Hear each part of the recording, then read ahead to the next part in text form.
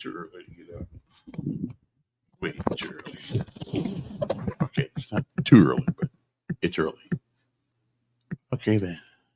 All right, let us well, we might as well get started. I mean, that's what we roll. That's how we roll. So we gotta get to moving. Get to moving. Okay, get to moving.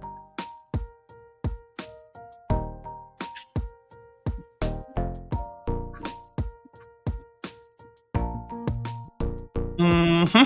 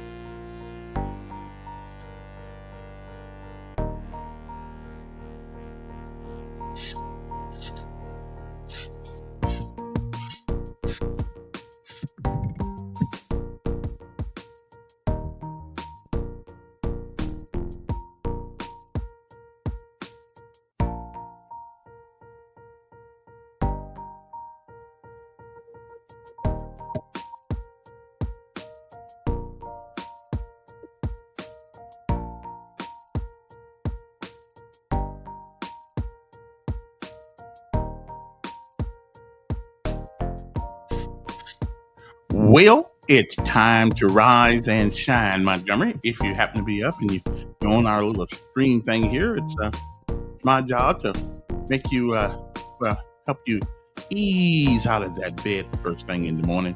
I know it's tough to let go of those sheets. It is tough. It's difficult, especially when you have really no place to go. But however, it's time to get up. Stop wasting daylight. Okay? Good morning to you.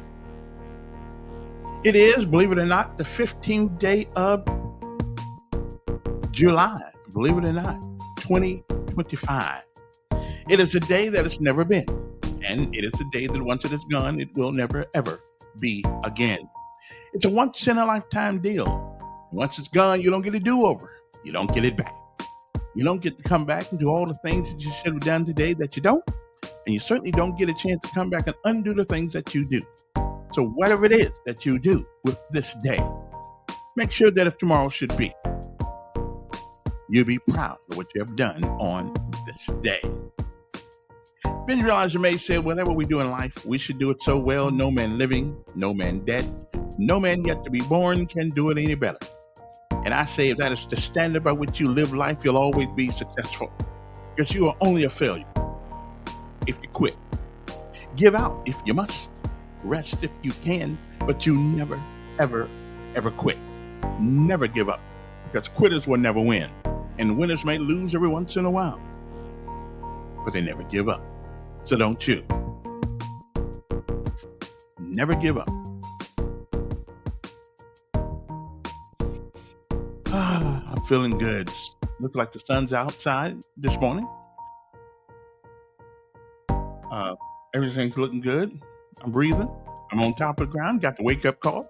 I don't know where I got that saying from, but I like it. What's worse than not getting a wake up call is not getting a wake up call. So we got it. And if you're under the sound of my voice, that means that you got the wake up call also. So I say, right on. Now, what we're going to do with this day, there becomes the challenge. But whatever you do today, be kind, be nice, reach out and help somebody every once in a while, even if you don't like them. It's easy to do for those you like. Every once in a while, do something for people you don't like. Who knows? Maybe you'll like them after that. Good morning to you. Okay. Next up, it is our daily bread. Our daily bread, a word from on high, something that'll change your perspective or give you a new one. Either way, it's good for the soul. We'll be back. Measure God's unlimited power by your limited expectations. Our Daily Bread. Today's encouragement from the Our Daily Bread devotional was written by C.P. Hia. Iguazu Falls on the border of Brazil and Argentina is a spectacular waterfall system of 275 falls along 2.7 kilometers of the Iguazu River. Etched on a wall on the Brazilian side of the falls are the words of Psalm 93:4. Mightier than the thunders of many waters, mightier than the waves of the sea, the Lord on high is mighty. Below it are these words, God is always greater than all of our troubles. The writer of Psalm 93, who penned its words during the time that kings reigned, knew that God is the ultimate king over all. The Lord reigns, he wrote. Your throne was established long ago. You are from all eternity. No matter how high the floods or waves, the Lord remains greater than them all. The roar of a waterfall is truly majestic, but it is quite a different matter to be in the water hurtling toward the falls. That may be the situation you're in today. Physical, financial, or relational problems loom even larger, and you feel like you're about to go over the falls. In such situations, the Christian has someone to turn to. He is the Lord, who Ephesians 3:20 says, is able to do immeasurably more than all we ask or imagine, for he is greater than all our troubles. Today's Our Daily Bread devotional scripture reading is Psalm 93. The Lord reigns. He is robed in majesty. The Lord is robed in majesty and armed with strength. Indeed, the world is established, firm and secure. Your throne was established long ago. You are from all eternity. The seas have lifted up, Lord. The seas have lifted up their voice. The seas have lifted up their pounding waves. Mightier than the thunder of the great waters, mightier than the breakers of the sea, the Lord on high is mighty. Your statutes, Lord, stand firm. Holiness adorns your house for endless days.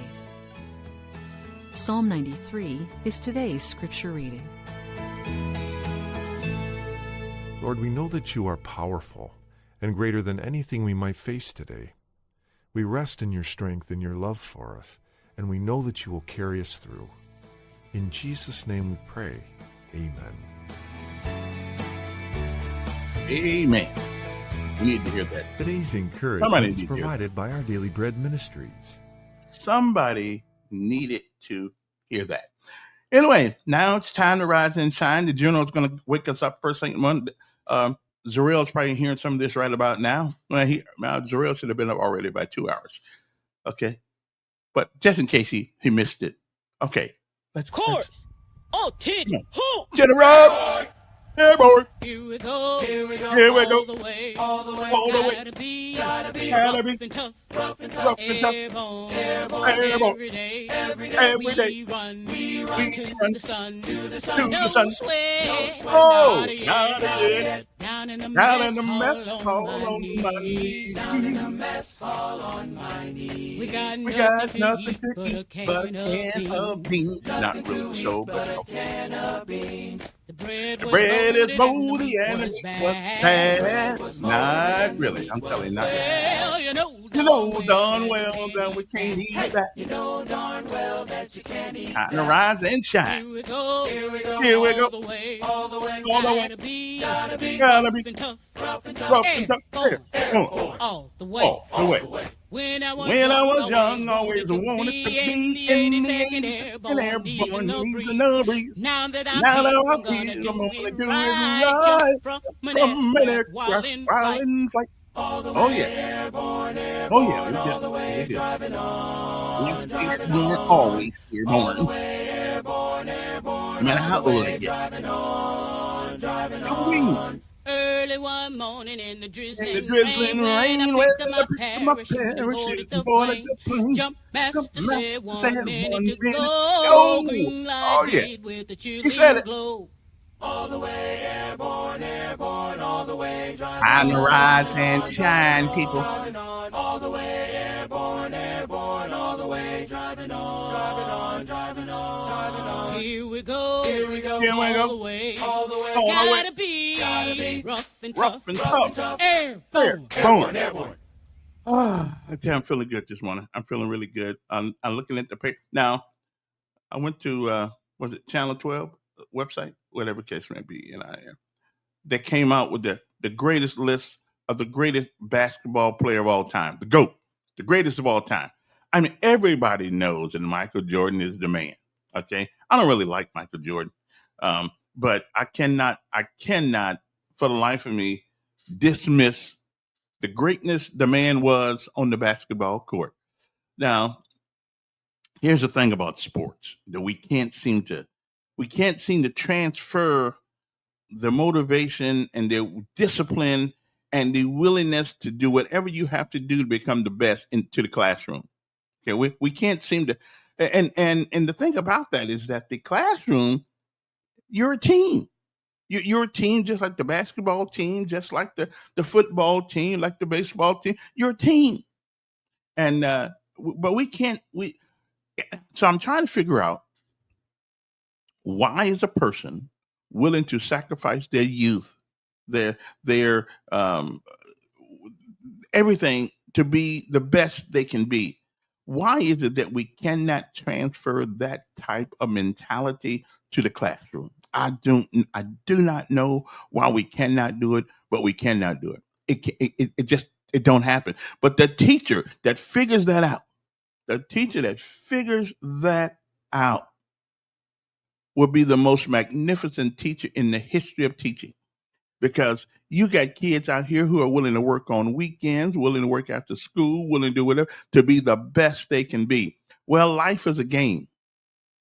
And if you want to be the GOAT, you better treat it like it is a game and you want to be the best that there is. That's my thing. I'm just saying, I just don't quite get that. But Michael Jordan is he is the man. I mean, I'm not a sports fanatic. I talked to Longshore and those guys about it. Listen, but no doubt in my mind that man is the best. He's the only reason why I ever watch basketball. I haven't watched him since he left. Kobe Bryant was trying to get there, but Kobe was not. He wasn't.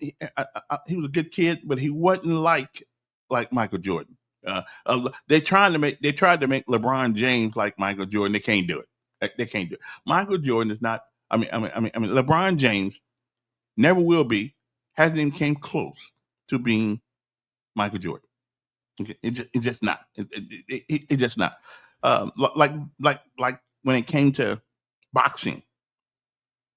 Although I do believe boxing is a barbaric sport, I think that it sucks. But if you're going to be it, then be the best at it. And right now, there are a couple of guys that stand in every time I think about the word boxing.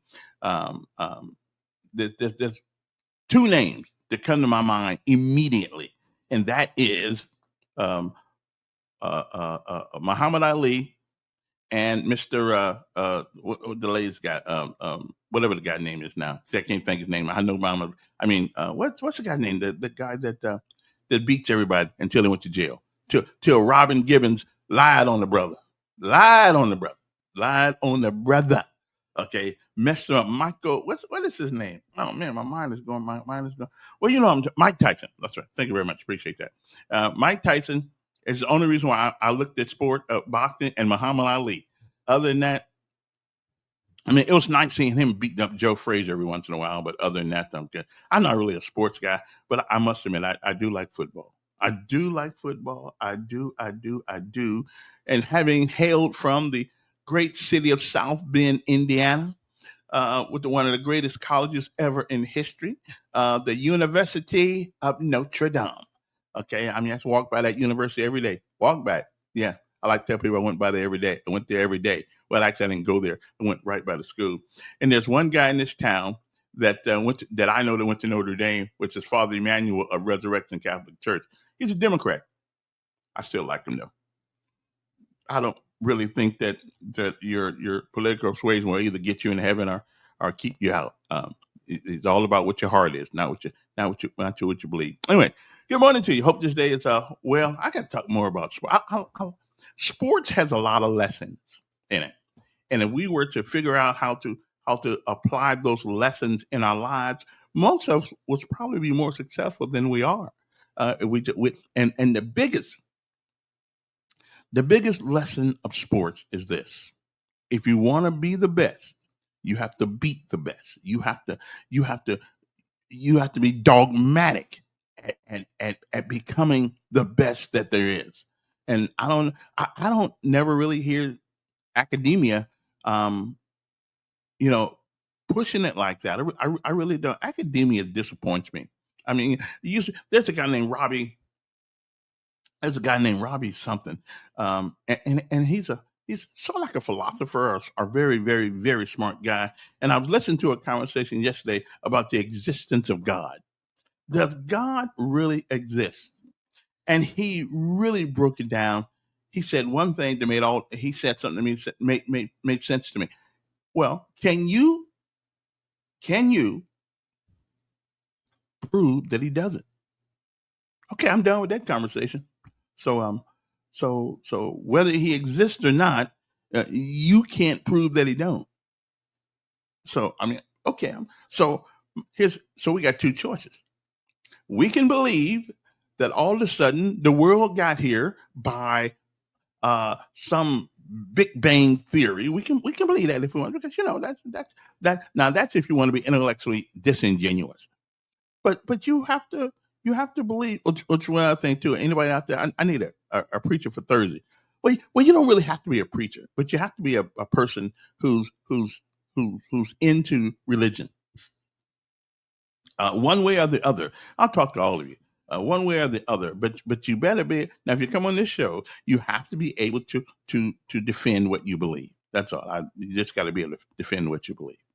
So if you have that, if you're one of those people, please feel free to give me a call, and or not call, or send me a message, and I'd love to have you on. And you can do it from your house, from your car, headed to work, whatever the case may be. I need one for Thursday. Okay, I need somebody to come on for Thursday, because we need to have this conversation. It's important to understand why people believe what they believe, and what they don't know is that they don't know it's important. A lot of people don't know that it's important to understand why you believe what you believe. That's what I'm saying. So it is important. Okay. I think I got my phones working. 521 2963 if you wanted to. And I believe you can hear the caller now. I think I fixed that the other day. Hopefully I did anyway. So anyway, what else? What else is going on? Anybody know? Okay. The lesson of life today is this one. And this is the lesson of life, because life teaches us that as long as you live, you will learn something from somebody, good, bad, or indifferent. You will learn something. So the lessons of life today is this one. I do this every day. I put it on the Facebook page. Most of us, no, all of us, had nothing to do with coming to this place called Earth. Most of us had nothing, all of us had nothing to do. But let me tell you what we do have something to do with. We have the ability to affect how we live here and how we leave here. And that's important. That's important. I do this thing called leave a legacy. Um, what does your last name say about you? What does it say about you? You know, listen. Okay, so here's what I want you to do today. Today, I want you to head to work.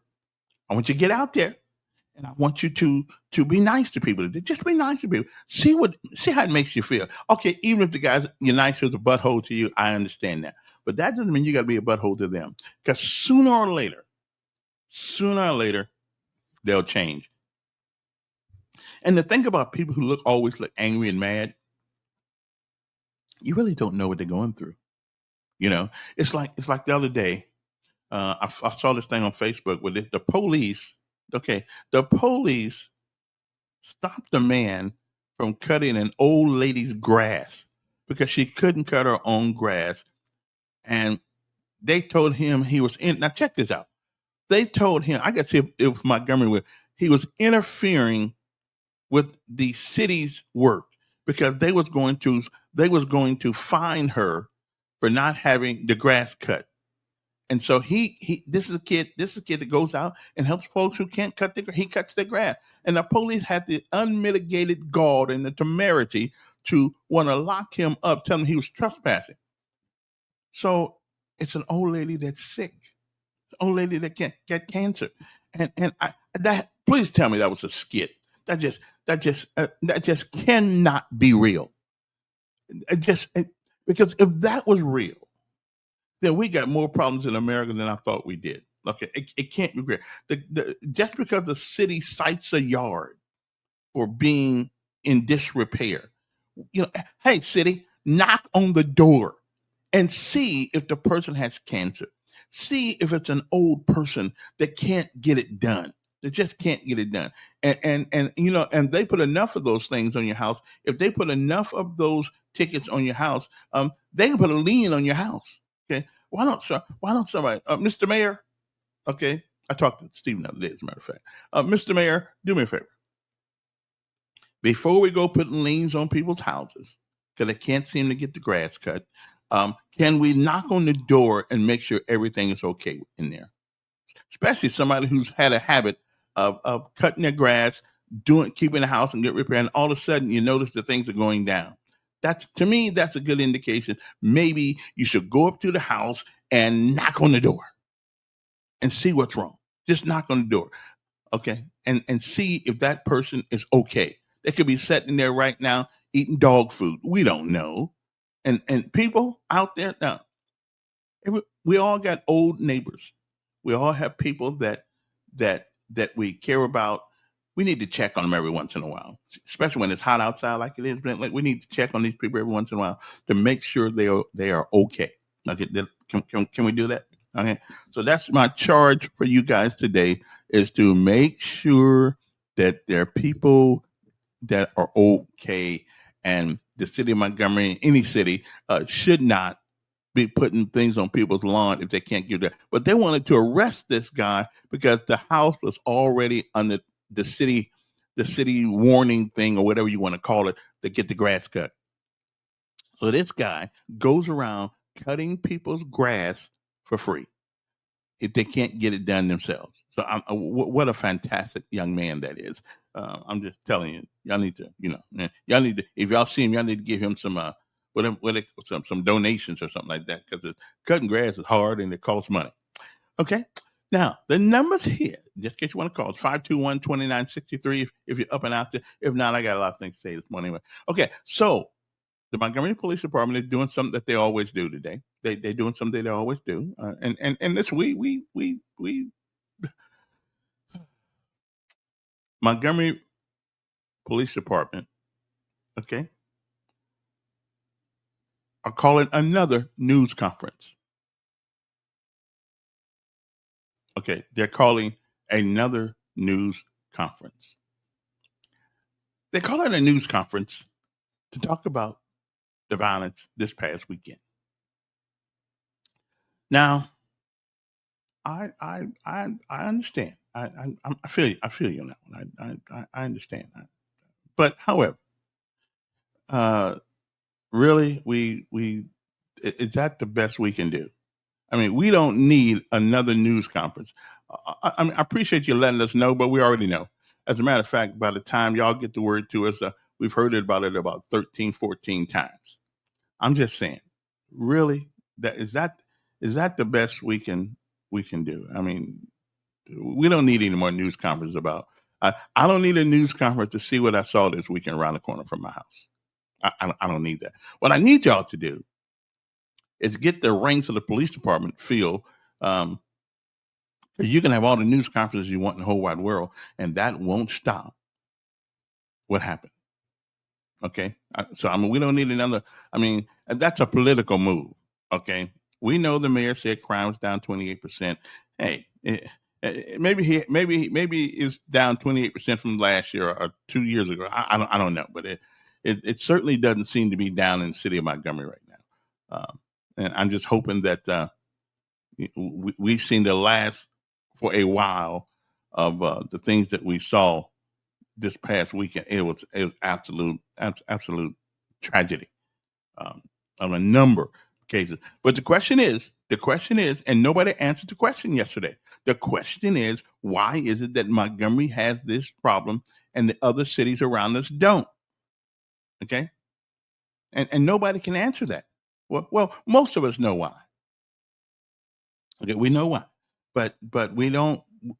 We can't seem to do much about it. And again, I'm not blaming the mayor and the city council for the violence, but I am blaming them, and I'll keep saying this. I am blaming them for the condition that exists. So these people actually have the unmitigated gall and the temerity to go out here and put everybody's life in danger. I mean, they you think about this for a second.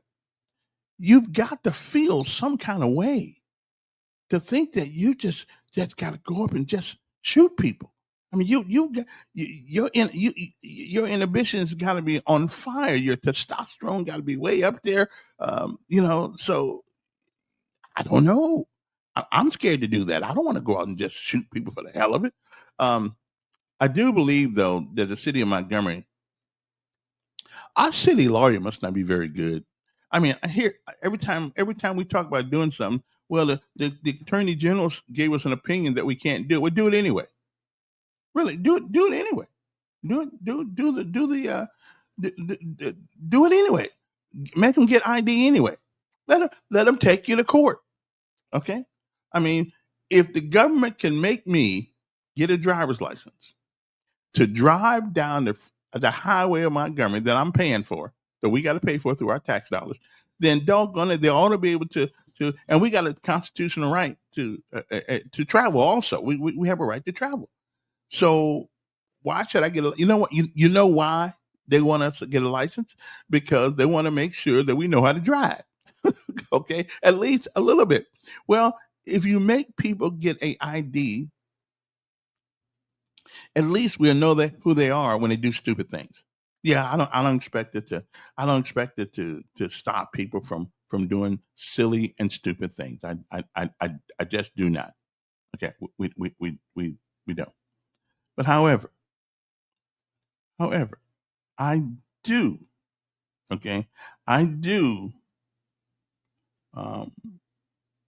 think that we need some kind of way to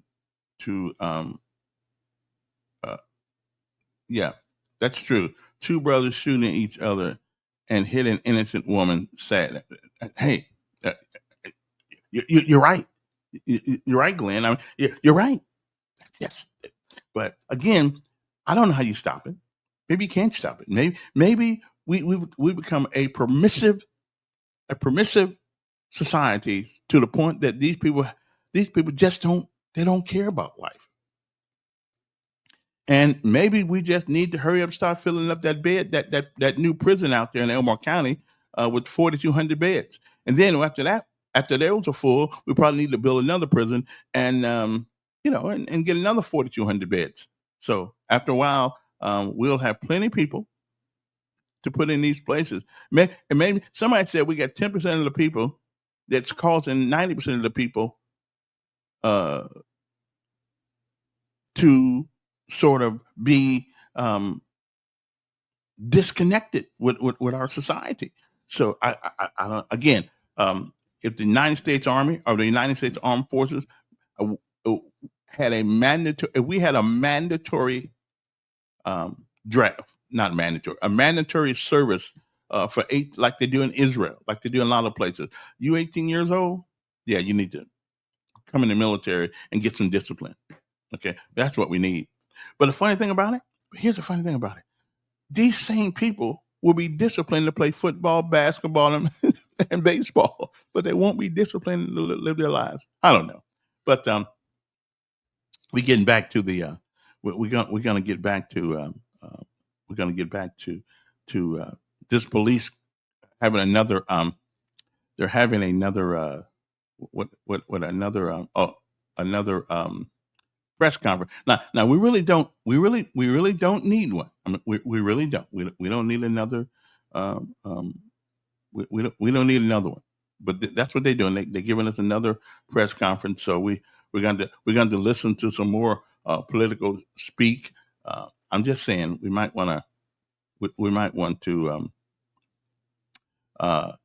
let them know that enough of that. Okay, enough of that. So where are we at here? There we are, right there. So let's go see what they got to say.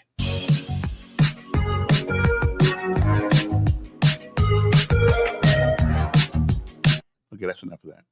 Here we go. Live, local, now. WSFA 12 News starts with breaking news. Breaking news. Thank you for joining us tonight. I'm Julia Avant. Tonight was a violent night in Montgomery where police have confirmed 4 shootings, all happening within hours of one another. Let's start with more details about the scene on Upper Wetumpka Road where our crew was at earlier. Police are now investigating a homicide that took place at 2 separate locations. On North California Street, a man was found with life-threatening gunshot wounds just before 4 p.m. He died from those injuries. Then on Upper wetumpka Road, which is where this footage was taken on your screen, another man was found with life-threatening gunshot wounds and died. Our reporter Simon Schuessler was at the scene on Upper wetumpka Road where he says he saw over 50 evidence markers and dozens of onlookers. Police were also alerted about a man who came to a local hospital with gunshot wounds. They confirmed that another shooting happened near the 800th block of Ann Street. Police did not reveal a motive or if this was connected to the homicide investigation that we just mentioned. Another man is in the hospital after he was shot tonight on Fitzpatrick Boulevard. Police were alerted that a man was shot after 4 p.m. No one for this investigation. In other words, however, WSFA has reached out to the mayor's office for a comment. Last week, Mayor Stephen Reed reported during his monthly news conference that crime is down in the city of Montgomery. We will let you know when we receive a response from him. Okay, well, that's not what I was looking for. I was looking for the press conference. I guess they're not really. Okay, what did they say? A news conference is being called by Montgomery Police Chief to discuss the deadly violence that happened this Saturday. Chief James Grayboys, what a name, will address the public today at 1 p.m.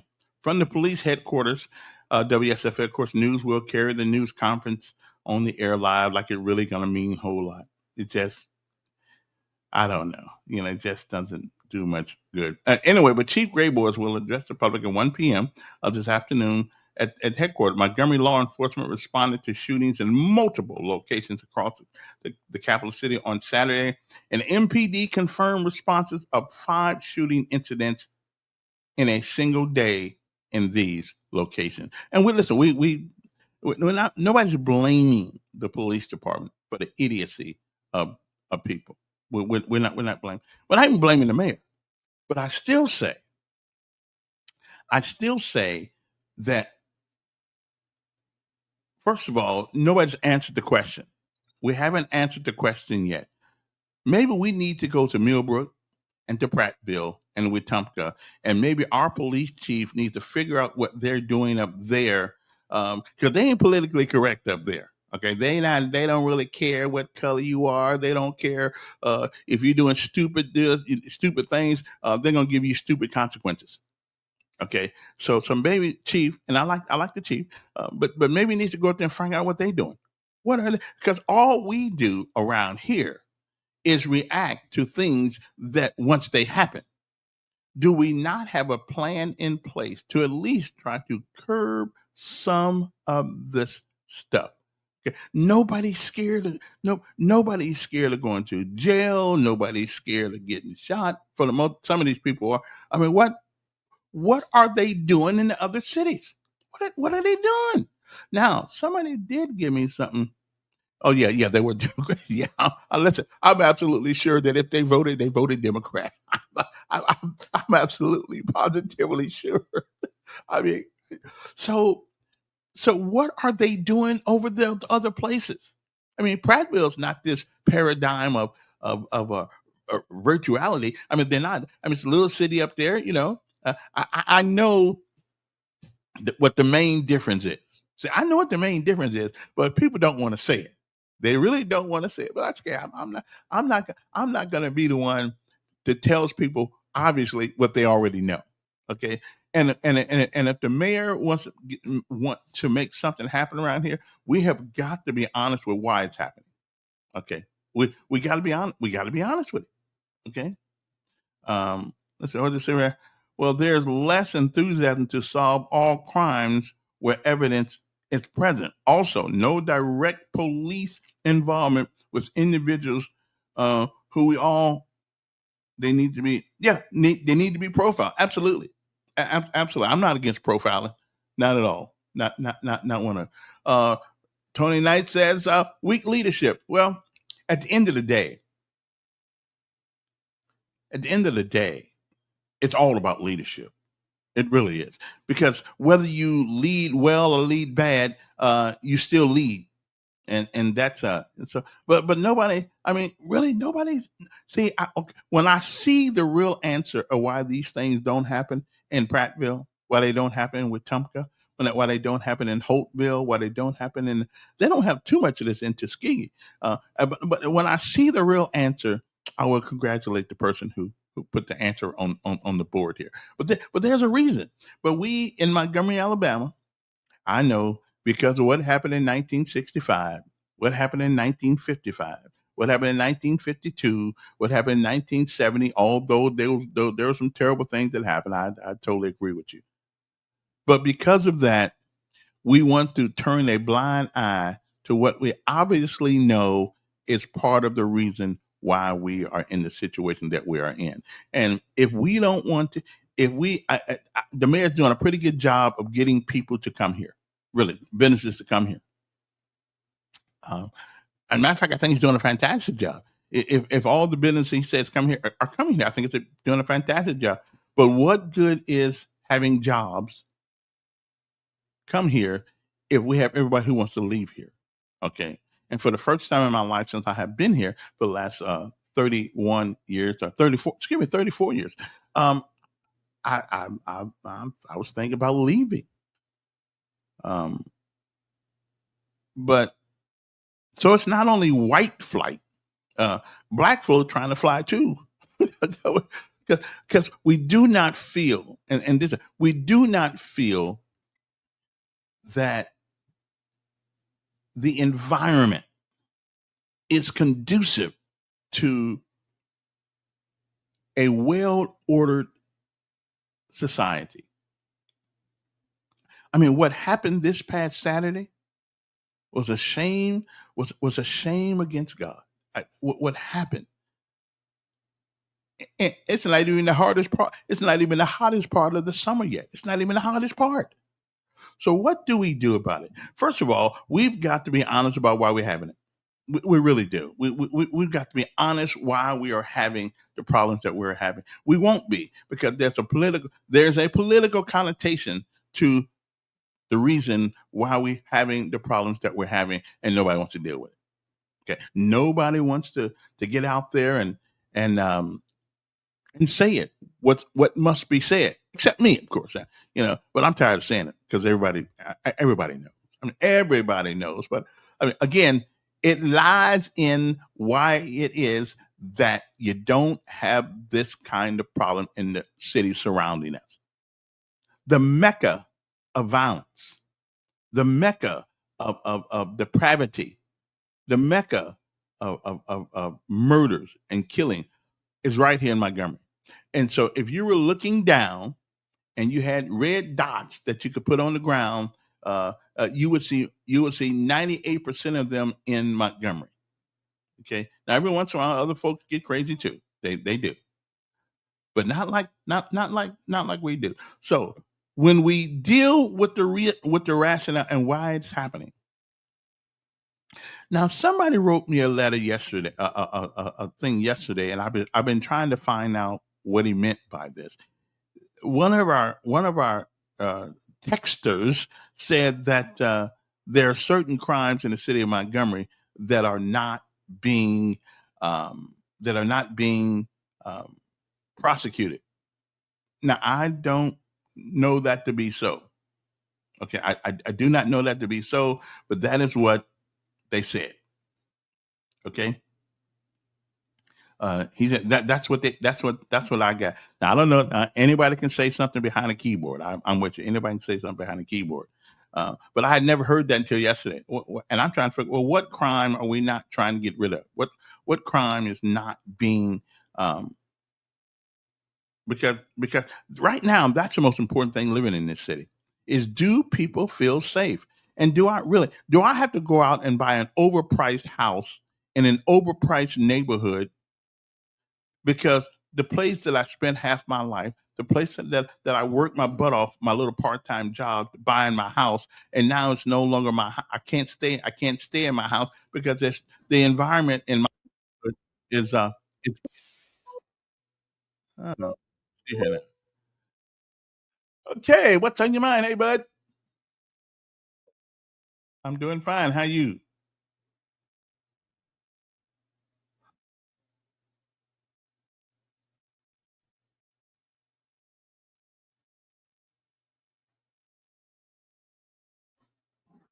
Mm-hmm.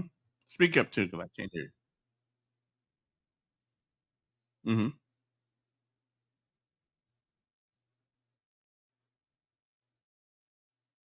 Mm-hmm. Mm-hmm.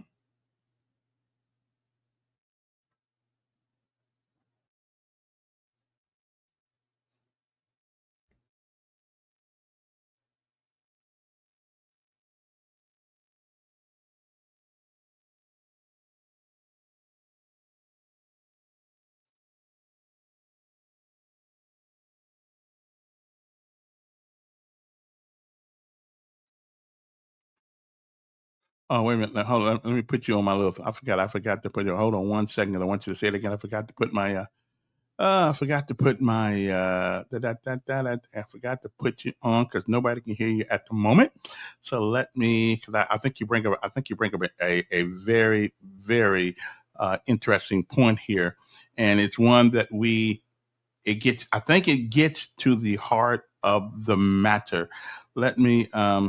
Okay, so let me see preset here, share screen, and okay, there we go. Share that.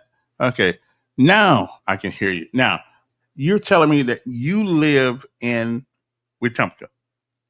Now. Yeah, Now, moved now you out of get it. Montgomery uh, 18 months ago. 18 months ago, Lived and there for 55 years. right. And you are asking the question since Wetumpka. I didn't realize Wetumpka was 40% blind.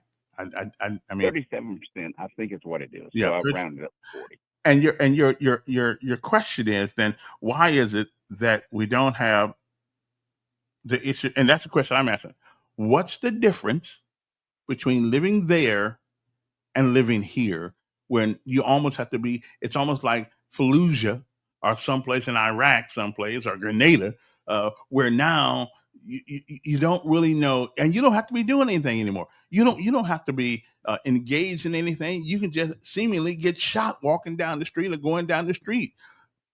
The question Right. is, what are they doing up in Wetumpka and Prattville and Millbrook that we're not doing in Montgomery? Well, I think one thing is we come to not have a problem with what I want to say is quote unquote young thugs. And I want to make sure I state this. Mhm. Thugs is not a color. If I say the word thugs, many folks will say black. but there are thugs in Montgomery that are white, that are Hispanic, that are black, I mean, Asian, but we don't, and I think it has so much to do with the age of the individuals that are committing these crimes. I think that's the greatest impact of what you're dealing. I mean, look at Montgomery. Literally, if you look at the murders over the past 3, 4, 5 years, it's literally 25 years and younger. I mean, 10 years ago, we never heard of a murderer, I should say, a killer that was under 21. But how many in the past, even 2 or 3 years, of the killers are under the age of 18? A crap load of killers are now under the age of 18. The perpetrators are under 18. The victims are under 18. And why is that? Well, I think we know why. I mean, I mean, honestly, we know why. It is the lack of dads. It is I a lack agree. of dads, and we somehow we have come to accept the fact that just as some guys who ain't going to do what they need to do, and there's going to be some women who don't really care. Uh, uh, uh, and I said, if we start cracking down, if we start making parents 100% responsible for what their kids do, okay, makes them 100% responsible within reason, of course, I think we would have a change overnight. And we don't care if you live in a house with the child or not. We don't care. That's not my problem, where you live. But my problem is how you live. And if you live without interacting with your child, your the person who came out your scrotum there, and you don't want to work. And again, if the woman don't know who the daddy is, take the kids. They Can I say this? they're doomed. That's They're only part doomed of the anyway. problem. Yeah. That's only part of the problem. That's every two-bit whore that will spread her legs Well, no, to everybody. get No, next wait, month's wait, rent wait. paid. And let's put it back there. It's Yeah, I only know, one but well, household. let's listen. Everybody who gets pregnant is not a two-bit whore. Okay, sometimes If you you're really spreading love your the guy. legs, if But you are spreading your legs to shack up with a man, well, pay your food, to pay your rent, pay your power, yeah, and you don't care if the next, okay, you're kicked out the door, and I got a new baby mama, baby, yeah, whatever the case may be. I know. But The it's next unfair, man comes right, in. right. But it's still unfair to because were you a virgin till you was 21? I'm sorry, what now? Were you a virgin till you was 21? I will say this: the only woman that I ever slept I understand. with when I was 21 is the same wife I have to this day. Again, wait, you're evading the question. Were you a virgin till you got married? No, I wasn't. Okay. But can I tell you what? Can I tell you something? I wasn't a daddy at 21. Okay. My wife was not a mother at 21. I understand. Okay.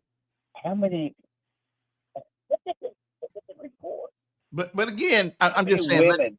when we throw the names around like that, It- we all grow up and we all do stupid things when we're young, you know. And trying to get a Okay, little you know bit what? is one of those things. When you're under 21, you're 16, you can get birth control at 11 years old in Montgomery County schools. Mm-hmm. No, And I so feel you. don't have to get impregnated, and thus you don't have to continue the circle or the cycle Right. of. But it takes two dependency. people. It takes two people, and I the woman agree. Absolutely. and the woman is always the one. And it's her. I'm going to say it's 90% her fault, but she's always left carrying the bag for no good guy, and that's true. But again, Kevin, let's not you leave always him out of said this on equation, 1440. huh? Kevin, you always said on 1440, the woman can always say no. They can, Yes, but they're I human beings. understand there are instances of rape. Yeah. But do you think all the unwed children in Montgomery are a victim of rape? Well, Promiscuity. yeah, of course not. And I hear you. But again, we're all still human beings. Because your sin is not my sin, then I think your sin is worse. You know what I mean? Well, again, it goes back to if you keep your legs crossed, That's you true. don't shack up with everybody out there Hmm. for whatever reason. It might be for rent, it might be for groceries, whatever the case may be. Hmm. You know, my wife, she dealt with the funny thing. Hmm. It's a Well, life program, actually, is what it was. Uh, hey, I got to go. My boss is driving up. again, now somebody said, "Oh, what did she put here?" And let me see what she puts here. She says, "Why aren't the judges locking them up and throwing away the key?" Of course, that don't help the kid.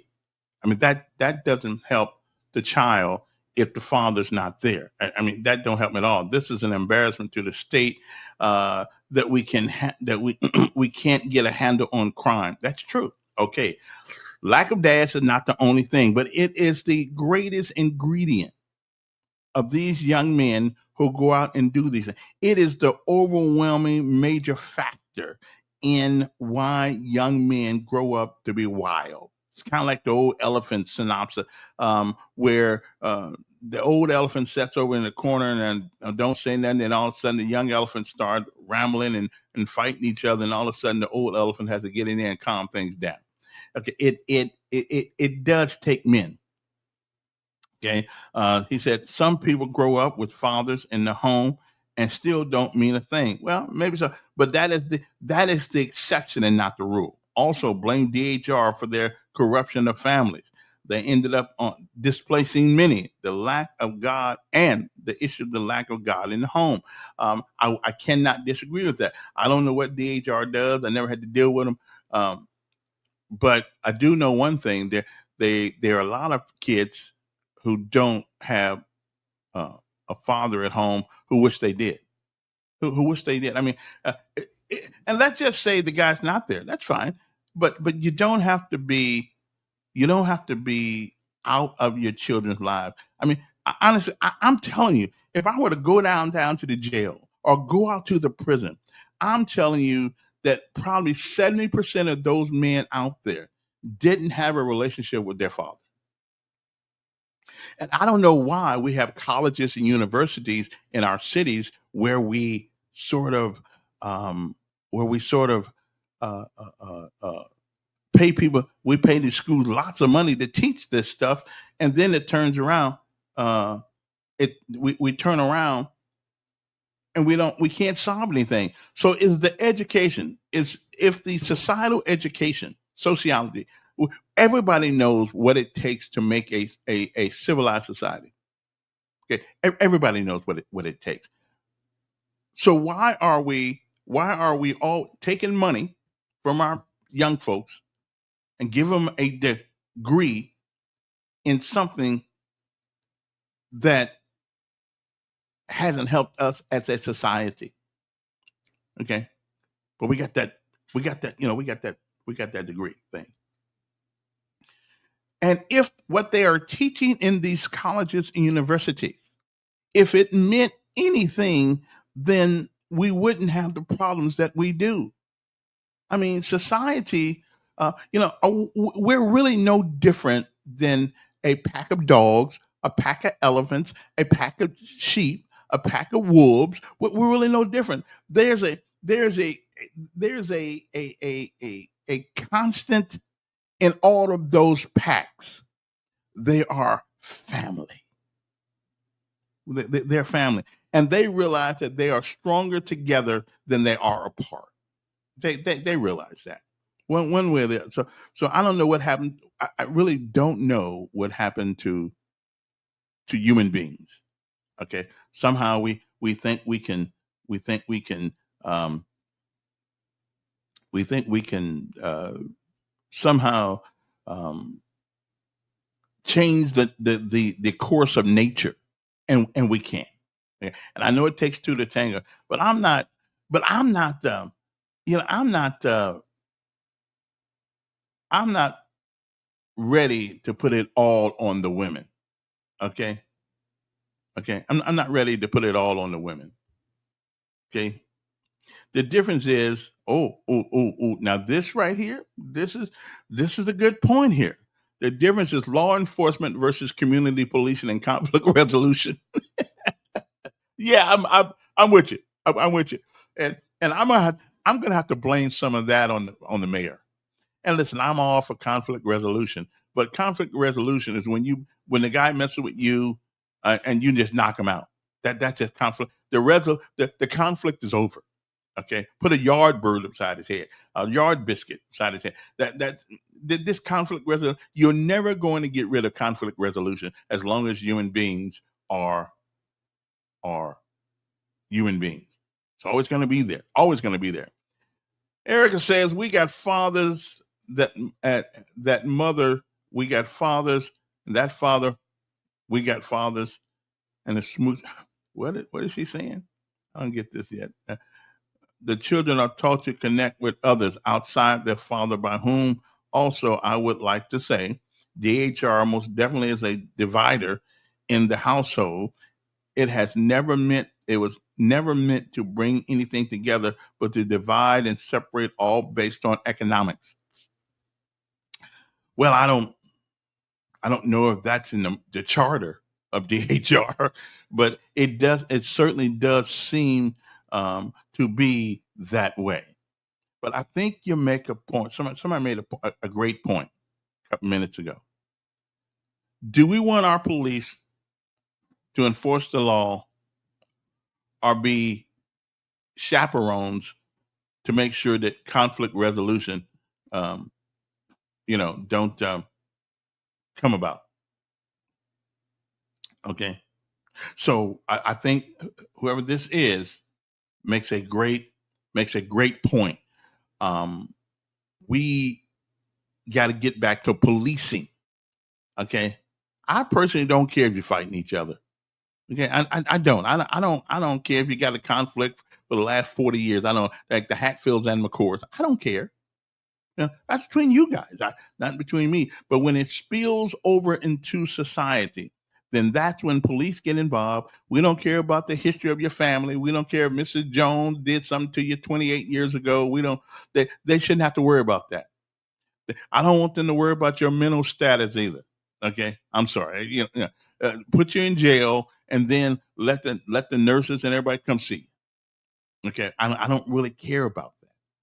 We have spent the last 20 years being politically correct than doing what needs to. Let the police do their job. Now we ain't talking about abuse, but every once in a while, a good a foot in the butt don't hurt you. Okay, every once in a while, smacking you upside your head don't hurt you. I didn't say hurt you, but don't hurt you. I mean, sometimes we may need to bring back the phone book.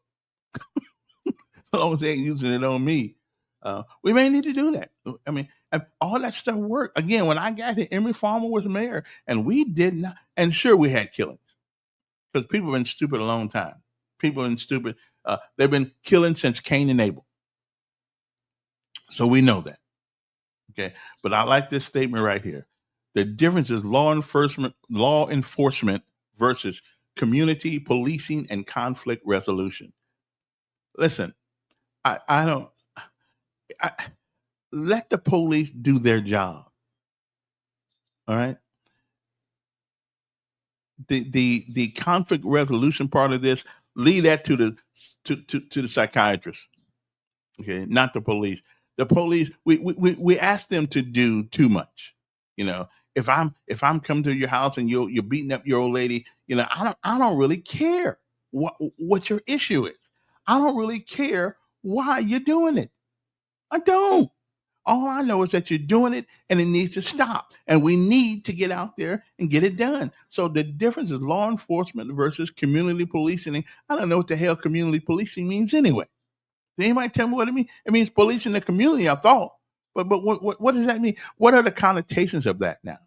What is that? I mean, how many more weekends are we going to have like we had this weekend? And I will say to you, I'm like everybody else. I kept hearing about people shooting each other on the other side of town. Didn't bother me too much because there wasn't no my side of town yet. But then this weekend, it hit me. It got me. I walked down the street, right around the corner. There's bullets going across. The bullets are going across in the neighborhood around here and hitting people's houses. Then I walk around the corner. There's a young man laying on the ground dead. So my perspective on this is a whole lot different. That could have been my child, your child. Okay. So it's a inconvenience when it happens to somebody else. It is a tragedy when it happens to you. Well, why don't we just pretend that we are in a tragic situation in Montgomery? Because it is going, at the way things are going, it is going to affect all of us at some point. When you can be in your house and your child dies, not because she's out in the street, not because she's doing anything bad, she's home sleeping, and they end up dying. How in the world can anybody explain that? How can anybody explain that? So I forget the conflict resolution. Let our policemen do their job. Get the drugs off the. When I say drugs, I mean DRUGGS, drugs. Get them off the street. Put them in jail. Put them so far back there you got to pump sunshine to them. I don't care. I just don't care. And I'm tired of caring about them. You know, you try. Again, it's about dads. It's about father is biological. It's something that is a natural state. But a dad is a relationship. A dad is a relationship that we have with our kids. And again, putting somebody in jail for 30 years for marijuana, selling it, whatever, I think it's a bad idea. We spend too much time worrying about things. If people, first of all, I don't have a problem with marijuana. I hate smelling it, but it's something that the good Lord made. It grows in the grass. I mean, hey, I mean, to me, it's like, I wish we could smoke some greens, some collard greens. I would try some of that if I could do it, but I don't think you can smoke collard greens. But they're green. I mean, like they look like marijuana. Well, at least to me, they look like marijuana. Everything green looks like marijuana to me. But what in the world do we need to change? Because like the man says, law enforcement versus community policing and conflict resolution. Can we just do away with the conflict resolution? Let the judge deal with the conflict resolution when they go to court. Okay, and let them do it. I'm tired of hearing about it. I don't care about your conflict, or I don't even care about your resolution. All I care is about that they get you off the street, put you way deep in the jail someplace, so you won't hurt anybody else. Yeah, that I don't really care about your problems. Your daddy, your mama and daddy got issues. That ain't my problem. But it shouldn't be your problem. Shouldn't be made mine by the things that you do.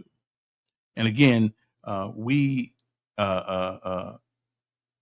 somebody said 80% of the people in prison are in there for violent crimes. I don't know if that's true, Dr. Joe. I was understanding that most people in prison were in there. Most people in there for drugs. At least that's what it was a couple of years ago. Man, it's 8:00 already. I got to take a break. I got to take a pause for the calls.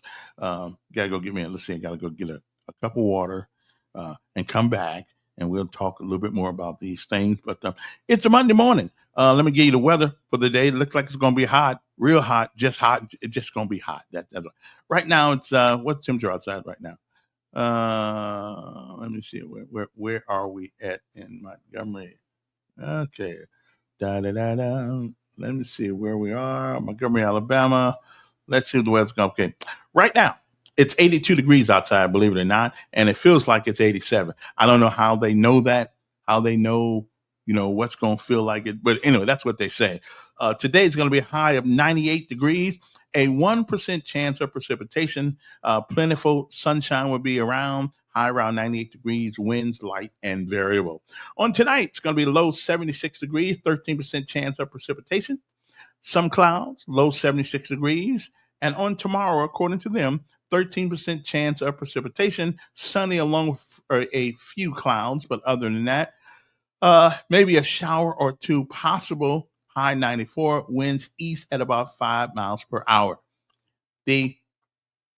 We've had for the next 6 hours, there's only a 2% chance that somebody's going to get a sprinkle, so we can pretty much say no rain. The pollen is moderate, air quality is good, and UV index is extreme. Daytime UV is 11, and I can understand that because the sun's out. Okay, the high temperatures for the day was back in a couple of years ago. 95 degrees is the highest been today, but the highest on record, the highest has been on July the 15th is 102. And we've had a historical low one time at 62 degrees. So it don't always get hot, okay? So anyway, so we'll be back in a little bit here. Basically, it's going to be a great day. It's going to be a great day to go to the beach, great day to do whatever you do. But I'm worried about now, again, I'm worried about this one, the Jamari Peoples guy in Homewood.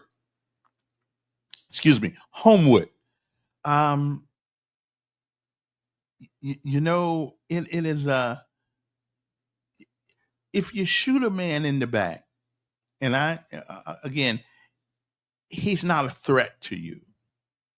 And so that's the part. And I thought Homewood was one of those places where people live, and isn't Homewood like one of those uppity neighborhoods? Isn't it? Is it Tuesday? Okay, it is Tuesday. Right, my bad. What did I say? Monday? My bad. It's not Monday. It's Tuesday. Okay. So anyway, get back. We talk a little bit about that because I believe it is time for Montgomery and every major city to have a police review board, and the police review board not to tell the police what to do, not to manage the police department. That's why they got a mayor and a police chief. But I do believe that the people, this thing in Homewood has my antennas up. It has my antennas up because if the police say it is clearly shown on the cameras what happened, so why won't they show the parents what happened? And that's my problem. If it is clear, that was their verbiage, that was their saying, it was clear that that he was moving toward a gun, and then if that's true, then show the parents, let's squash this, and maybe the young man made a mistake. But until I see absolute incontrovertible truth and fact that in fact was said, this one bothers me. And again, everybody wants to go home. Everybody wants to go home. And I'm with you. Yeah, I know it's still being investigated. I really, but again, anytime you have somebody die, if they got video evidence, if they have the video evidence, okay, that would exonerate the police officer. They don't have to show it to the public, but they certainly need to show it to that young man's family. Okay, and I'm somewhat torn about this one. What's not everybody else? Don't give them a copy of it, but let them see, and that family could come out and tell us, well, what we saw. Let us know that maybe our son made a mistake. Okay, I don't know. I mean, and here's another thing I don't understand. The man, for all intents and purposes, he sounds kind of like an intelligent young man. So why would you, with two police officers, why would you go grab a gun? It doesn't compute. Why would you do that? It is just. It is just. I mean, logic and reason would dictate that you wouldn't do anything like that. This kid wanted to be in law enforcement, from what I understand. Now, if it turns out that it was as they say it was, then so be it. He may have made a mistake in Homewood. I don't know. But from all I hear about this young fella, Um, he wasn't that kind of kid, from what I hear. And again, though, I'm not there. I don't know who they are, but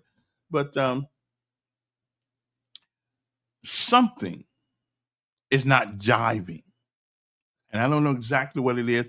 My instinctive antennas are going up here now, having seen these kinds of things over the years, with police shootings. And again, everybody wants to go home. At the end of the day, everybody wants to go home. I got that part. But if there is, according to Homewood Police, there is incontrovertible, absolutely clear evidence that this young man was trying to get a gun. I don't. He could have been going for a cell phone. I don't know. But according to them, it is absolutely clear. Now, the word clear means very, very, very understandable. Okay?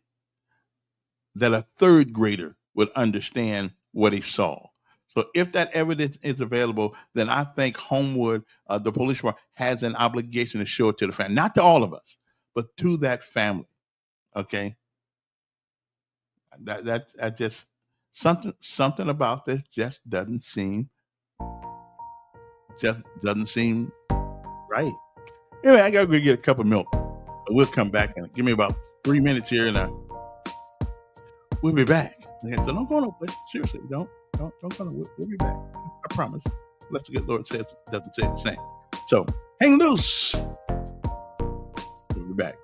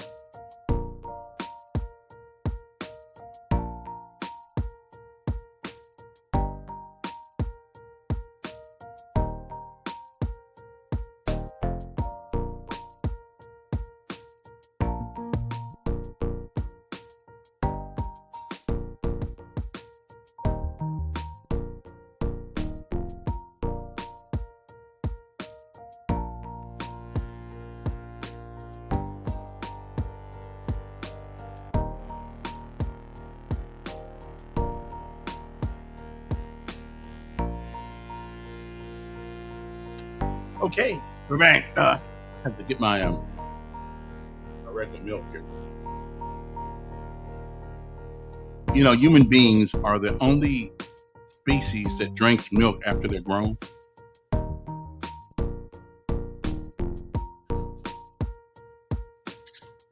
Some people say you shouldn't drink milk, but I am a milkaholic. Okay, and I like milk.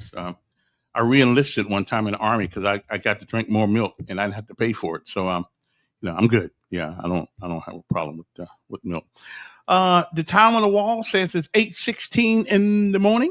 Good morning to you. We're talking about what happened in Homewood, where a young man was shot in the back by the police. Not making any assessment of what happened. I was not there, but they are asking the police to release the body cam of the incident, and they don't seem to want to do. And I realize people saying that they have that they have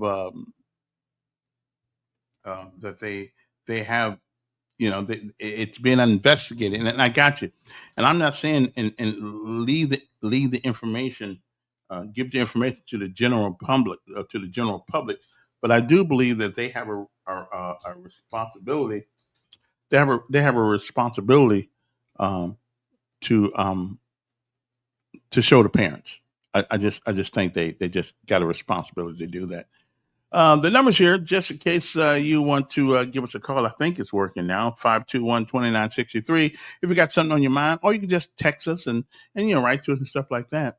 But you can text me 922-3030, or you can just text this number. If you text this number, it comes up, the 521, whatever our number is, 521-2963. But if you want to text me, well, I'll answer it. 922-3030. So it is a interesting. So I'm trying to do two things at one time here. Okay, so that's what I'm doing. Okay, that's what I'm trying to do. What else we got? Anybody else put anything out there that I found interesting? Let me see. It's still being investigated. I got that part. I know about that. Yeah, good for that. So, and again, I think somebody answered my question about why not so much crime in other cities. Because there's a difference between policing and community policing and conflict resolution. I don't think the conflict resolution part is working. Okay, and it's Tuesday. Did I say Monday? It feels like Monday to me. It's Tuesday. I apologize. I don't really apologize. I mean, just wrong day. Well, he's made it 1 month to basic training. So okay, so we got 1 month behind us. Now I'm sorry to say this because I'm kind of a wuss. I have a paranoia about getting on freeways. Okay. So I know I try to explain to him, I don't like airplanes and I really don't like getting on freeways anymore. I mean, it took me 15 years to get back to Interstate 65 and 85. It took me 15 years. I could not do it. I don't know what happened. And going over bridges and waters and all that stuff, I don't know. I'm a little bit better than I was, but I still don't like it. I don't know why. Maybe, I don't know. I think somebody put the Houdini on me. I think maybe it's one of those, I haven't been to Haiti or any place like that. Maybe somebody put the, so his mama's going to go down there and watch his graduation because she don't mind driving. Plus, it's a 3-day affair. I can't afford to go down there for 3 days. But I was going to catch the Greyhound bus because I don't want to drive. I don't mind driving in the city, but I ain't too great about driving on the freeway. I know.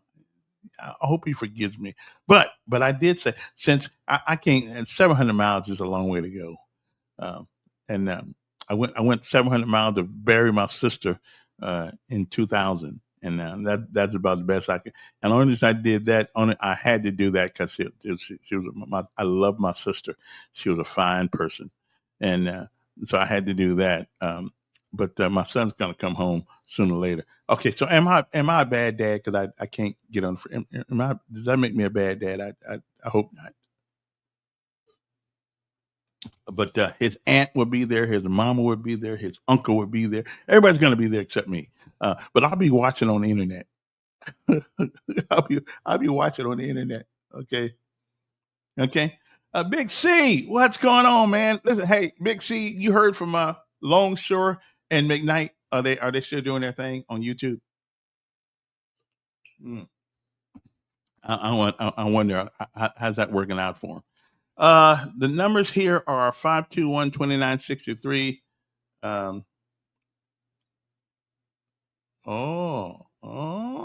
Well, you think okay. Well, none of us are perfect. Okay, none of us are perfect. So I have a phobia against freeways. I just you don't hardly ever see me on a freeway anywhere. In Montgomery, I used to go all the way around town, so I wouldn't have to hit 65 or 85. I would go all the way around. I don't know. I need to see a psychologist. That's what I need. I need to see a psychologist to help me be able to drive across a bridge again. Now, the one in Prattville, I still can't go over that one. I was able to do it once or twice, but that if you go down 85, there's a bridge that looks like it's like 3 miles in the sky, and it goes to Prattville, and I can't do it. I just can't go through it. I like to have convulsions when I go over it. Okay, but I think we figured out the question that I answered yesterday. Why is it that the other cities are not having the same problems we are? And I think somebody gave me the answer. Okay, somebody gave me the answer, and I think it was an outstanding answer. That there's policing, and then there's community relations and conflict resolution. Yeah. Okay. I think that's about it. Okay. And this guy says the difference is the outer cities do law enforcement. Montgomery went to community policing and conflict resolution. But unfortunately, the conflict resolution is normally handled by the perpetrators of these heinous crimes. And so I'm good. I'm good with that. I'm okay. So therein lies the answer. Okay, therein lies the answer. Now, one guy told me, and I don't quite get this one, but he says policies regarding crime is weak, according to an insurance investigator, based on the lack of emphasis of processing of certain criminal acts. Now, I don't know if that is so, but okay. Let me see now. But interesting. Well, I don't know, but that's where it goes. Let me see what else is going on. Let me see. Oh, they did get the names of some of the people. What that got killed the other day. But it's not just in Montgomery. So let us not think that Montgomery's the only place that has crime, because we don't. Because I got another story here. I got another story here in Autauga County, the county that we say, but they don't have what we have. But Autauga County, a woman has been arrested and charged with murder after stabbing her roommate to death. That's in Autauga County. One thing about it was a sister girl who did that. Authorities responded to October Drive, wherever that is up there, on Monday, July the 7th, where they found Teresa Moore dead from multiple stab wounds. When people kill you with a knife, they mad. I mean, they just mad. I don't get that. So it's not just in Montgomery, and women seem to be having as much problem getting along together as men are these days. I mean, if you go on Facebook, everybody's fighting. Everybody's fighting. And the thing about Facebook that I really like, you'll see some guy talking wolf, right? Woofing, selling wolf tickets. I mean, selling wolf tickets like he the baddest thing on God's green earth.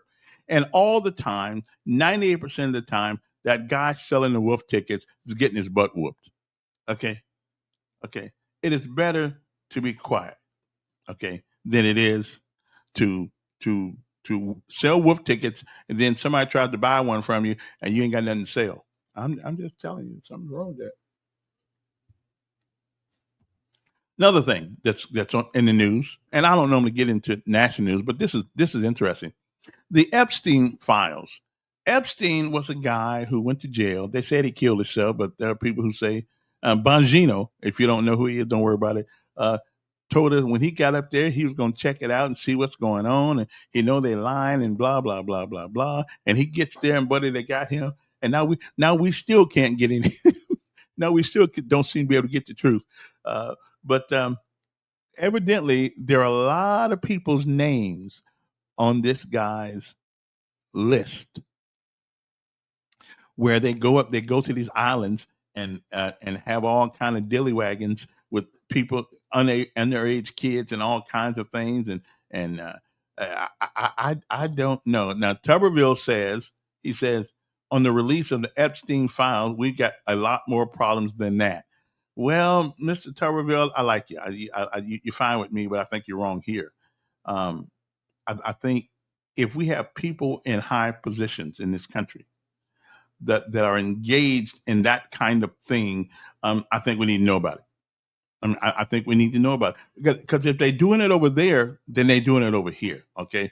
U.S. Senator Tommy Tuberville, a Republican of Auburn, said that we won't get involved in the debate over whether the Department of Justice should release more files relating to the activities of the late Jeffrey Epstein. Now, he is dead. That's the truth. They keep saying he killed himself. Everybody said, well, not really. A fun thing about it, they don't have any proof that he did. Okay. So they said some of Trump's base have criticized the Trump administration for not releasing more information about the alleged wrongdoings of Epstein. Epstein, of course, was arrested in 2019 on sex trafficking of minors. Some have alleged he had connections with those in the intelligence agency. I don't know, but I do know one thing. It seems for a guy who had passed away, it does seem that everybody wants to get rid of him and call it a day. So I don't know. Again, we also were talking about the shootings in Homewood, about what happened.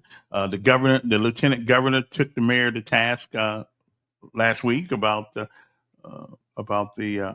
crime in Montgomery, and the mayor took umbrage with that. He didn't really like what the guy was talking about, and I ain't mad at him. I can't blame him, but there obviously there's something.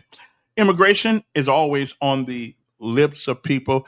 I don't like the way we're doing it. I understand why we're doing it. I just don't like the way we are doing immigration. I don't like it. It looks like Nazi Germany. We going around picking up people who ain't doing nothing but working hard. Yeah, they came here illegally. I agree with you. But however, they're not making trouble. They're working hard. They here. And every time I ask somebody, would you want to go out and pick watermelon? And say nope. I said, how come? It's a job. I said, no, we ain't. And I'm gonna tell you, I'm not picking watermelon. Okay. If I pick a watermelon, it's because I'm finna eat it. Okay. But I'm not. I ain't the one. I ain't the one that can can do that kind of work. I tried to pick cotton one time. That didn't work out too good for me either. Okay. So that didn't work out too good for me. So I can't be picking the cotton either. I just can't do it.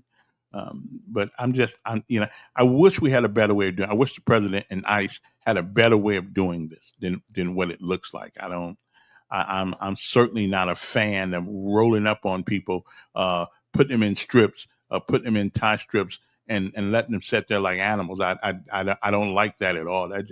That to me that leaves a bad taste in my mouth. And anybody, I really don't believe. Now, if I'm wrong, y'all call me, because I really don't believe anybody who served in the military, that's been overseas and seen the way people are treated. I don't think we like that in this country.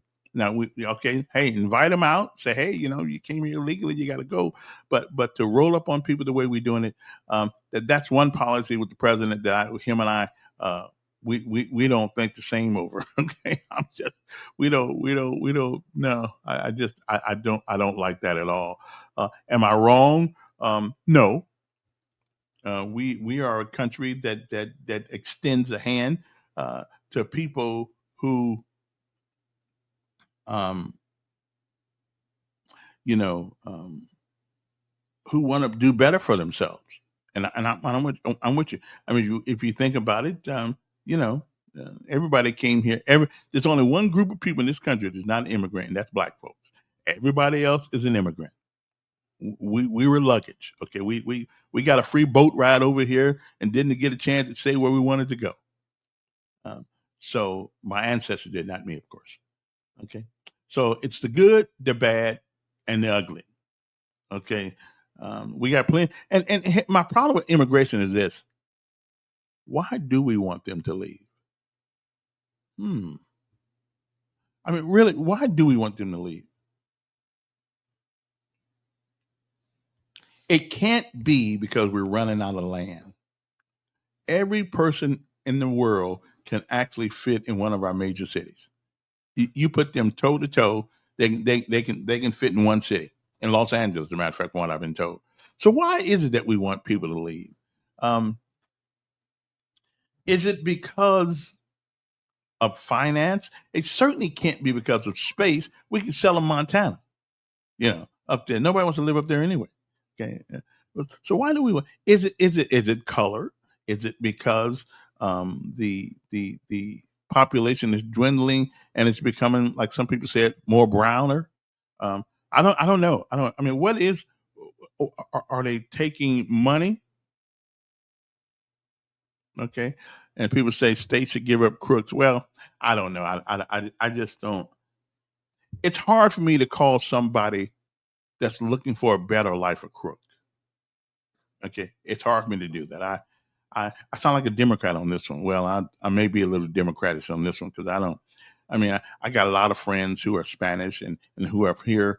Some maybe illegally, but I don't care as long as as long as they're not shooting people and robbing people and things of that nature. I don't care as long as they're willing to work hard every day like they do. Okay. I mean, I don't have a problem. I mean, don't bother me at all. So, what is the problem with them being? They're not taking more. It's not like we got a limited amount of space to build homes and things of that nature. So, what is the real problem? Is it money? We can print some more money. we, we can print some more money. I don't have a problem with printing more money. Let's see what Big C says. People don't love each other no more, but they're faking on Valentine's Day. That's true.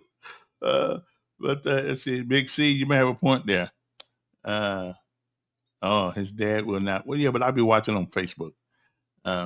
Anyway, but he's been there. Z's been there now a month. He's been there. He's been there a month.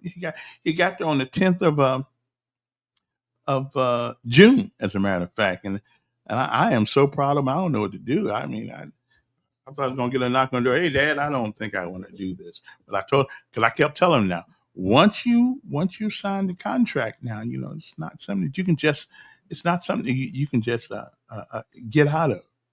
Okay. Now, here's something else that's political that I wonder what you guys think about it. Downtown Montgomery, we have a monument to Black Lives Matter. A monument to Black Lives Matter. There's a fountain in the city of Montgomery. Let me see if I can find a picture so I can show you folks that live outside Montgomery. There's a fountain in the city of Montgomery where they used to sell slaves. When they came in off the train or whatever they came in, off the boat, whatever they came in off of. And what the city has done is created a fountain. So I guess in honor of those post slaves who who went through what they went through. Okay. So I don't know how long it's been there. Evidently, it's been there a long time. Let me see if I can find it right quick. Let me see. Fountain, Fountain, in Montgomery, Alabama. Okay, it's called Court Square Fountain. Okay, so here it is right here. Now, and I'm gonna show you guys what the deal is here. Then you'll understand what the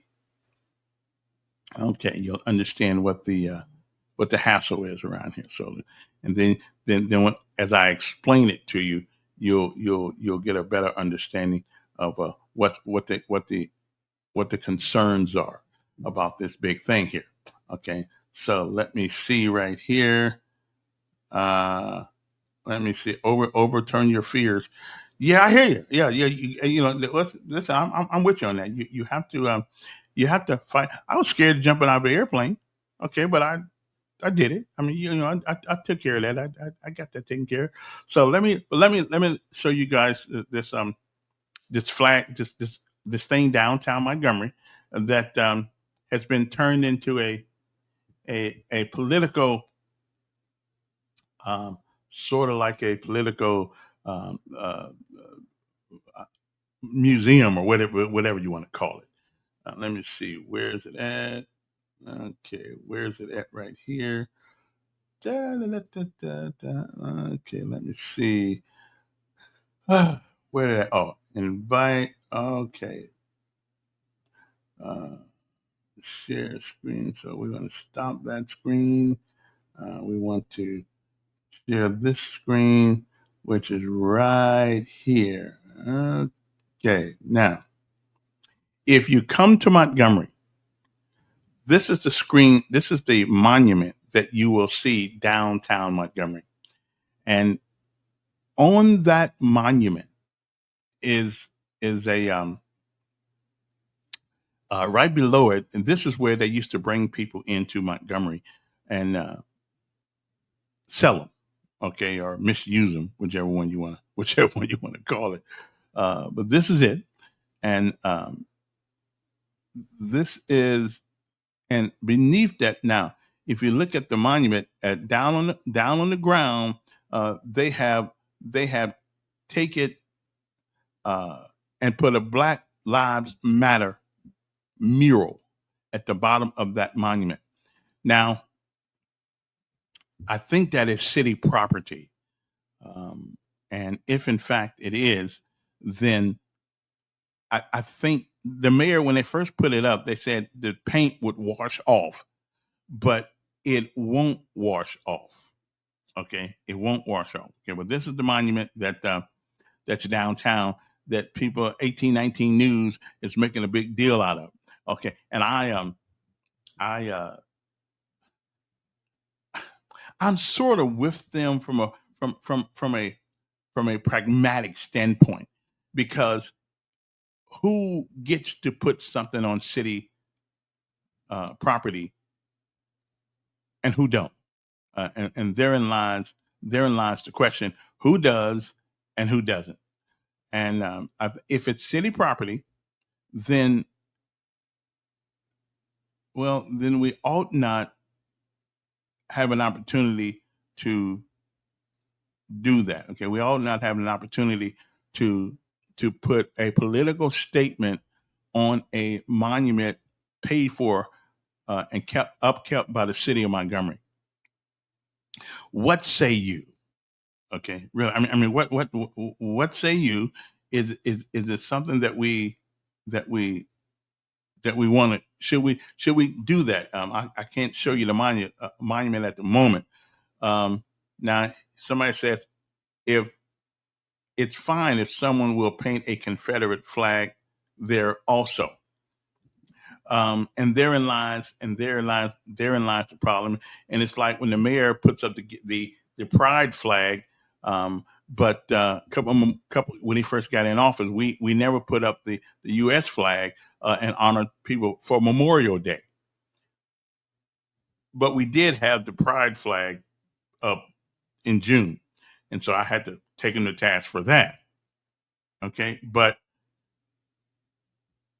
is it fair if somebody wanted to put a Confederate flag on that mural downtown? What would we do as a people in this city? Y'all know what we would do. We'd be raising holy hell about that flag. We would. Everybody know we would. Okay, everybody know we would. We wouldn't stand for that. Not even a little bit. We wouldn't stand for that. So, my mother used to say, what is good for the goose is good for the gander. Unless you want to put all the flags up there, kind of like the 10 Commandments in our public schools.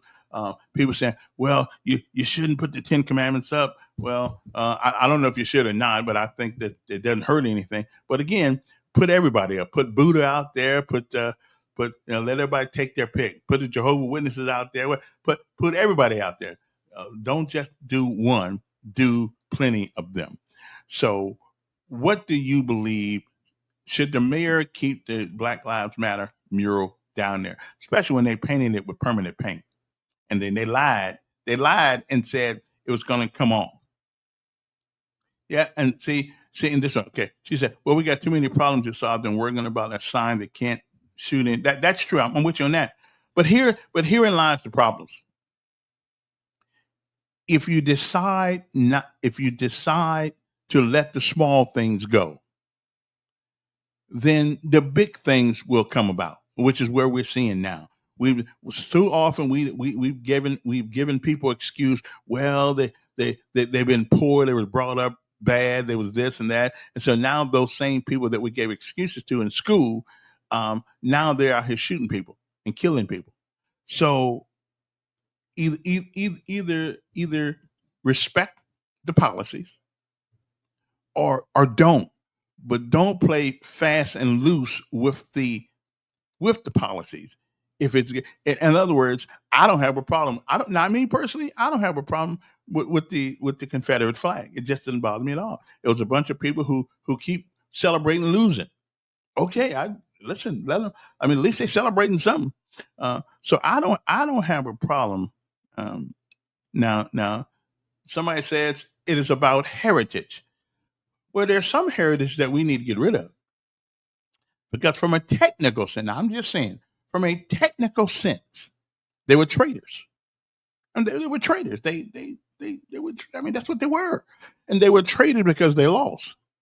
Now, had they won, we'd have been the traitors, but they were traitors.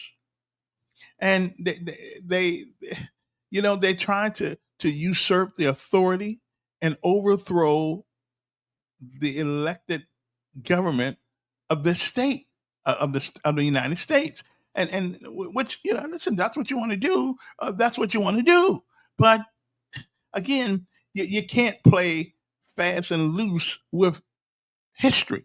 But if we're gonna say only Black lives matter, everybody else's life don't matter, then that's unfair too. So why don't we just put a mural up there? Why don't we just put all the flags around the place? Okay. So again, well now you make and I thought about this, Dr. Joe, our founding fathers were traders also. You make an outstanding point. You are only a trader if you lose. Because the people who left England to come over here, they were traitors to their own country. That's right, they were. They said we want something better. We don't like you. We don't like you the way you treat us. We don't like the way our government is. So we're going to leave and we're going to come up with our own. From a technical standpoint, you're absolutely right. You are absolutely right. So unfortunately, though, the South lost. Okay, so they get the designation of traitor. Okay, now I will admit to you, they are very enthusiastic about celebrating losing. They really are. They're very enthusiastic about losing. I mean, I've never seen any. This is the only team in the history of sports, whatever you want to call it, social sports, that celebrate every year losing. I mean, I've never seen. They're the only group of people I know that celebrates getting their butt whooped. Okay, now me for one, I'm glad they lost personally. I don't want. I don't think I want to pick cotton the rest of my whole life. But they were traitors. The people who founded America were traitors. Okay, but they fought the British and they won. So again, when you win, you get to determine the language that is used. Okay. Now somebody said they should put MAGA around our fountain. Listen, I make America great again. I'm all for that one. I'm all for that one. But on the other hand, there are people in this city wouldn't like that. But if you're going to put Black Lives Matter, then it would only be fair to put MAGA. Okay, somewhere around that thing. Okay, so I don't know. You know, it's an we live in interesting times. Here's a great question too. It's he who wins writes the history. Absolutely. Absolutely. And remember this. Nobody writes all history. Nobody can. It's absolutely impossible to write history, all of it. So they write the things they're interested in, and they write their version of it. History is everything every man, woman, and child has ever felt, seen, or done. You cannot write history. You can write a little bit about it, but you cannot write history. And whoever wins gets to tell the story. So that's why it's called his story. Okay, I'm just saying you might want to think about that as we delve into the annals of history. Just remember, there are many more things that have not been written than there have been written. Okay, but this the best statement of the day. Our founding fathers were traitors. They were. They were traitors to England, to the crown, to all them other people. Hey, but you're not a traitor if you win. Okay, and the problem with the British had, it's kind of hard. It's kind of hard living across the pond and then by the time you get here, then you got to fight. Yeah, that's kind of a hard way to go because you probably after going on all that water. Yeah, you probably were tired. Okay. So anyway, would anybody be all upset if there was a Confederate flag downtown? I wouldn't. Wouldn't bother me at all. You know, I would say one thing about those people. They may have been wrong, but they were willing to fight for what they believed. And they may have been wrong. I think they were wrong. Anytime you want to enslave another human being, you are wrong. But again, they believed what they were doing was okay. You know, and so I got to give them some respect for fighting for what they thought they believed. But I'm so glad they lost. Okay, so all they got left, all the Southerners have left, especially the ones who celebrate losing every year, is a memory of what could have been. And I'm glad it's not though. I'm glad it's not. Somebody said you need to see your son graduate, overcome your fear. That's one of the lessons of life that you play. That's true. I hear you. I hear you. But some fears it takes a while to get over. Okay, it takes a while to get over. But I am sending a representative. Okay, I am sending a representative. You know, it's kind of like the mayor, right? Sometimes the mayor gets invited to speak places where he can't go, so he sends a representative. I am sending a representative. Yeah, I'm doing that. Yeah. So my presence may not be there, but my representative will, and they will carry the torch for me. But I am going to go down to Fort Gordon or whatever I think it's called a Fort Eisenhower now, to bring him home when he finishes AIT. Because that way I got more time to be prepared to do that, because I don't want him to catching a bus home. Of course, he's going to have to drive. I don't know how to think about that too.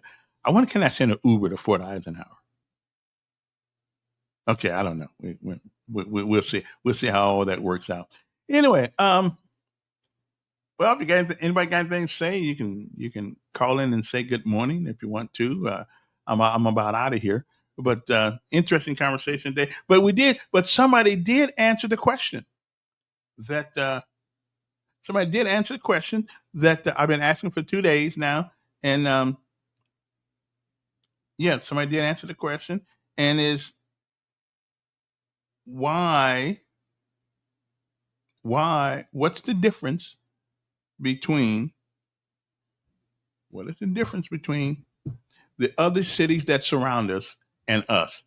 And I think we came up with the answer. We don't police right. Okay, we don't police right. We try to do conflict resolution. Listen, let the judge handle the conflict resolution. Let's just put these folks in jail. Okay, and let's not let them out as soon as they get in there. I mean, some of these folks get out of jail before the ink is even dry on the bond signature thing there. Okay, again, so here's what we found today. The difference is one is law enforcement versus community policing and conflict resolution. I absolutely agree with this statement. With that is our problem. Okay. We need to let our we need to there was a movie called The Kraken. We need to release the Kraken.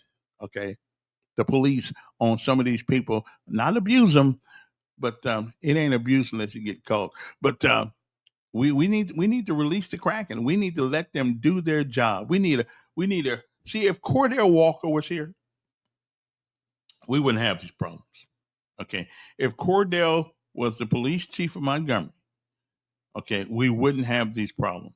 Okay, so I'm gonna see if I can call Cordell down in Dallas and see if he'll come give us a talk to, and so we can get our police department squared away. I mean, and we ain't talking about the guys. The guys are good folks. We ain't talking about the police guys. They do exactly kind of like privates in the army. You know, we do what we are told to do, and when we are told to do it, and how we're told to do it, because that's the oath we took. But I'm gonna get Cordell Walker, let him come to Montgomery, and we're gonna show the police. I'm gonna ride with him around the city. Hopefully, Chief Gray Boys will let me loan us a squad car or give us a driver so we can walk around. So Cordell can get out there and kick butt. Okay, that's what we're gonna show you how to do it. See, Cordell only needed one person to handle business, and that was just himself. Okay, I'm gonna be with him just in case somebody try to get him on the side. Okay. Oh, good movie. Listen, if you guys want to see a good movie, and absolutely, man, it's been so long since I saw a movie that was absolutely great. Superman did not impress me too much, and the Mission Impossible, the Final Reckoning, that didn't do much for me either. It wasn't like the rest of them, but it was good. But neither one of them. But the movie, there have been two movies that I've seen lately that have absolutely great movies, and that is G20, and the other one I saw was what's that? The last Straw by what's his name? Tyler Perry. I don't know who put out G20, an outstanding movie. I'm telling you, if you get a chance to go see it, go see it. Take your family, kids with you. Not a whole lot of cussing, anything like that in it, but it was a fantastic movie. And Straw. If you want a portrayal of what it's like to be poor, and fight your way through each day. It was the most realistic thing that I've ever seen that portrayed poor people in a light that's not derogatory, but one that shows the struggle is real. And it was so real until she reminded me of my mom, who when we were coming up, the things we had to go through in order to just survive. Okay, so I'm just, you need to see those two movies. G20, I think that's the woman. The woman is on there. Fine. I think she was the same woman that played the Woman King. Okay. Hillbilly. I hadn't seen Hillbilly Elliot, whatever it's called. Is that a movie or is that a I thought is that a movie? I thought that was just a book that J.D. Vance put out. So is that a movie? Because it sounded good, and Straw was absolutely fantastic. But you need to go see. Okay, you need to go see G20, a fantastic movie. I mean, man, matter of fact, I don't think I've ever seen anybody killed in a movie that I like seeing this time. I mean, I was absolutely glad at the end of the day. It's on Netflix. Okay, I'll check it out. Hillbilly, whatever it is, Hillbilly. Anyway, it's J.D. Vance, the vice president, and the vice president of this country exhibits what is possible, even when it seems impossible. So whether you like his politics or not, he is a classic. He served in the military. I think it was a Spec Force, something like that. He served in the military. His mama had issues with drugs and all kinds of things. And he rose and he went to Yale. He went to Yale or Harvard, one of them schools where you got to be really smart to go to or know somebody. He exhibits what's possible in this country, like anybody else can. But you got to be willing to put in the work. Okay, you got to be willing to put in the work and work and work and work until you get there. That is the one we call it stick-to-itiveness. Yeah, we all know the struggle. I agree with you. It's called a job, but a job don't mean you won't struggle. Okay, and you're right. But a job won't mean you're going to be successful. It's what you do at that job, you know. So everybody works at something. Some of these folks work to being a crook, whatever the case may be. So we got so Netflix. Okay, well I'm gonna check that movie out too. Have Dr. Joe? Have you seen the movie? I mean, is it a good movie? But I'm telling you, that G20 movie and Straw is an absolute masterpiece. I mean, it got to the point there, man. I wanted to give her a donation, you know, at the end of the show, but I didn't know where to send it. So I was, but anyway, I gotta go. But it's been interesting morning seeing you guys.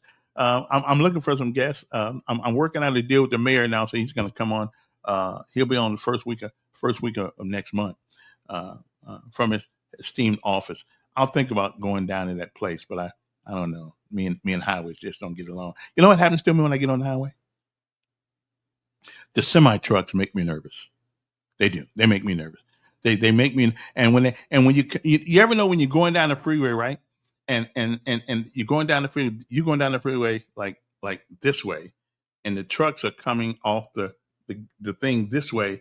Yeah, I keep thinking they're gonna kill me. I don't know why. I keep thinking they're gonna kill me. They're gonna kill me. But anyway, okay, I'm gonna do better. I'm just gonna do better. Anyway, so much for that. I'm trying to get maybe I need to go to the doctor and get some medicine or something. I don't know. I don't have a clue. Anyway, well, listen, it's been a fun day, and so okay, what are the two movies I told you to watch? Straw and G20. You need to see those movies. Hey, hopefully, good Lord said the same. We'll be back tomorrow. I think I got to get somebody coming in. See you later.